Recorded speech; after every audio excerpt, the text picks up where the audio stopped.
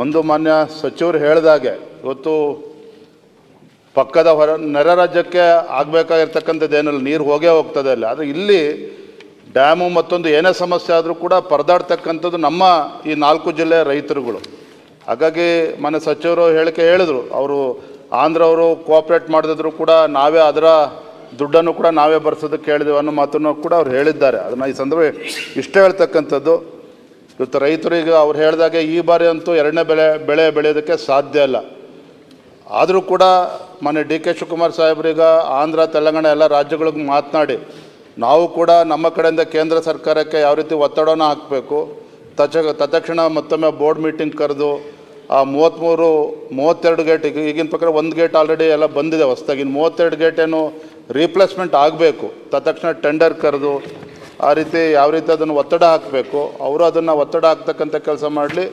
ನಾವು ಕೂಡ ಕೇಂದ್ರ ಸರ್ಕಾರಕ್ಕೆ ಯಾವ ರೀತಿ ನಮ್ಮ ಕೇಂದ್ರ ಸಚಿವರನ್ನು ಭೇಟಿ ಮಾಡಿ ಯಾವ ರೀತಿ ಒತ್ತಡನ ಹಾಕಬೇಕು ಅದನ್ನು ಕೂಡ ಮಾಡ್ತೇವೆ. ಸಮಾನಾಂತರ ಜಲಾಶಯದ ಬಗ್ಗೆ ಮಾತನಾಡಿದ್ರು. ಬಹುಶಃ ಹೂಳು ತೆಗಿತಕ್ಕಂಥದ್ದು ಎಷ್ಟು ಕಷ್ಟ ಸಾಧ್ಯ ಅದು ಮಾನ್ಯ ಸಚಿವರಿಗೆ ಗೊತ್ತಿದೆ. ಆ ಹೂಳನ್ನೇ ತೆಗೆಸೋಕ್ಕೆ ಸಾಧ್ಯ ಇದೆಯೋ ಅಥವಾ ಸಮಾನಾಂತರ ಜಲಾಶಯಕ್ಕೆ ಅವಕಾಶ ಇದೆ, ಯಾವ್ದಾರು ಒಂದು ತೀರ್ಮಾನ ತೆಗೆದುಕೊಂಡ್ರೆ ಏನು ಮಾನ್ಯ ಸಚಿವರು ಹೇಳಿದ್ದಾರೆ, ಟೀಕೆಗಳು ಸಾಯ್ತವೆ, ಕೆಲಸಗಳು ಉಳಿತದೆ ಅಂತೇಳಿ ಅವರ ನೇತೃತ್ವನ ವಹಿಸಿದ್ರೆ ಖಂಡಿತ ಅವ್ರಿಗೂ ಒಳ್ಳೆಯ ಹೆಸರು ಬರ್ತದೆ, ರೈತರು ಕೂಡ ಒಳ್ಳೆಯದಾಗ್ತದೆ ಅಂತೇಳಿ ನಾನು ಈ ಸಂದರ್ಭದಲ್ಲಿ ಹೇಳೋದಕ್ಕೆ ಇಷ್ಟಪಡ್ತೇನೆ. ಸರ್, ನಾನು ರಾಯಚೂರು ತಾಲೂಕಿನಿಂದ ಬರ್ತೀನಿ ಸರ್.